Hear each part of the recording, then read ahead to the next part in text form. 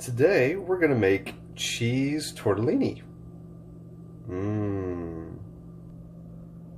So preheat your oven to 350.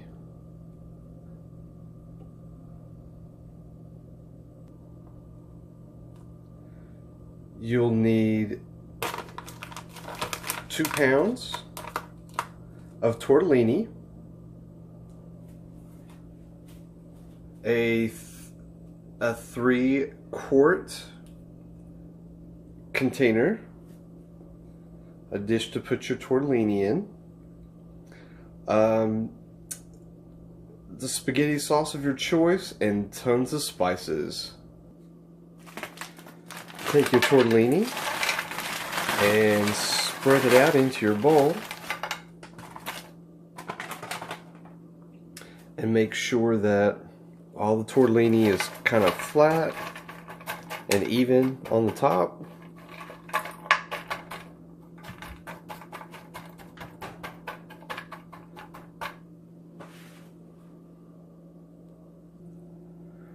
Take about 16 ounces of spaghetti sauce, any flavor of your choice. I like to make mine with 2 different sauces to kind of get a nice different flavoring going.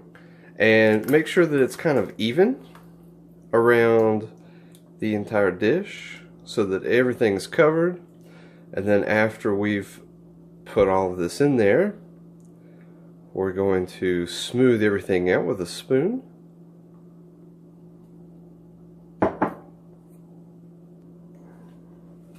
So just take a spoon and make sure that all of the tortellini is covered.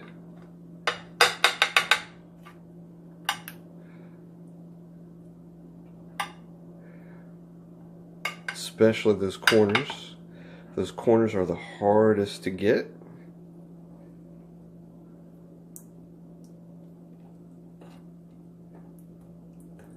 And it doesn't have to be completely even everywhere, just as long as there's at least a good little coating of sauce on top so it doesn't dry out the tortellini.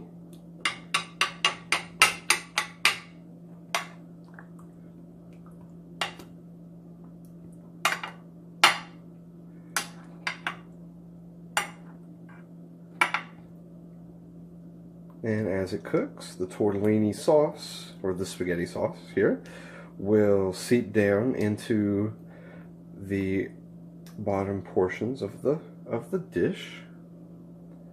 Now we're going to add our spices.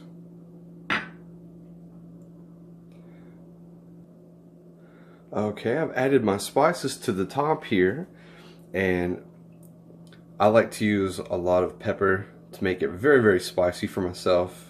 I just love it when my mouth is on fire. And so I used a generous amount of red pepper and black pepper. And so it's all over the top here, almost looks like a crust. I use so much spices. But you have to remember that there's a lot of noodles underneath. There's a lot of pasta, and it's just going to get spread around everywhere. So you just want to kind of spread it around and make sure that there's about an equal amount in everywhere, and that the spices are generally moistened by the sauce, and that will help to mix in the flavors. I like to use spices that are not powders. It helps with the consistency. It gives it more of a robust flavor later. But if you have just powders, I don't think anybody's going to complain. It's going to taste just as good. Just a little bit of consistency will be changed. That's it. And again, make sure that when you're doing this, that everything is covered on top, so that way it remains very moistened throughout the entire cooking process.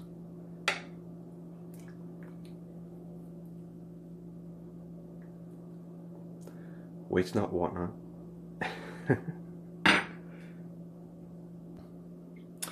Alright, one of the last things, cover the top of it with some aluminum foil.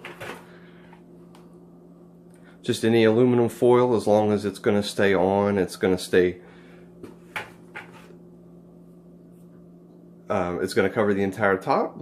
That way that when it starts to cook it, it won't splatter out and make a big mess in your oven. Alright, now go ahead and put it in the oven. And we're going to set a timer for anywhere from, you can go anywhere from 45 minutes to an hour. I usually like to go with an hour. Oops. Let's try that again.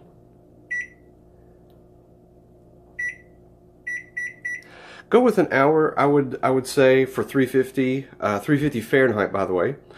And then after about an hour, I would move it up to the top shelf in the oven and cook it for about another 10 to 15 minutes to make sure that the top is nice and cooked as well. It's gonna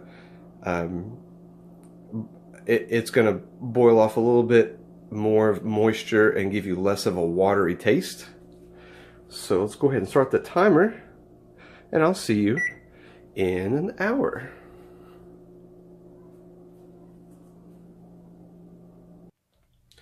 Alright, welcome back. It's been an hour, and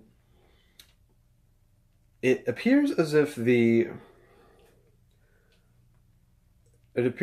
it is still a little moist on top. So what I'm going to do is I'm going to uncover it and place it back in the oven for 10 to 15 minutes, and hopefully that will get rid of some of the moisture. And we'll see you back here in about 10 to 15 minutes. Alright, let's check. And yes, it looks like it's ready to come out. So let's take this thing out and let it cool down for at least 5 minutes. Alright, so it's cooled down, and now it's time for the taste test.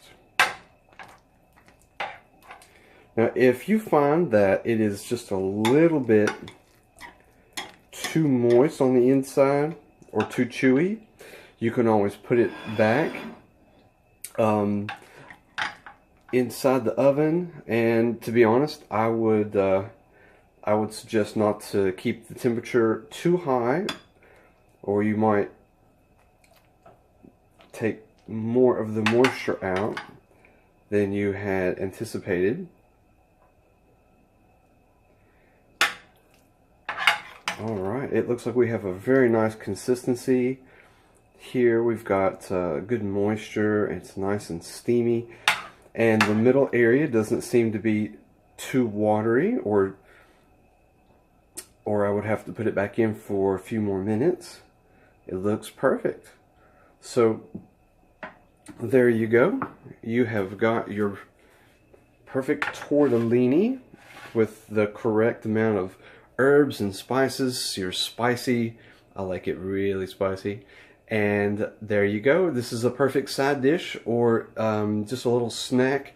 Beware, this is a lot of pasta, so it's a lot of carbs.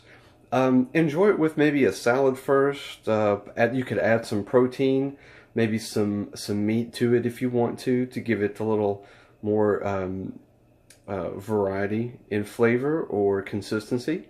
I hope that you have learned something from this, and bon appetit.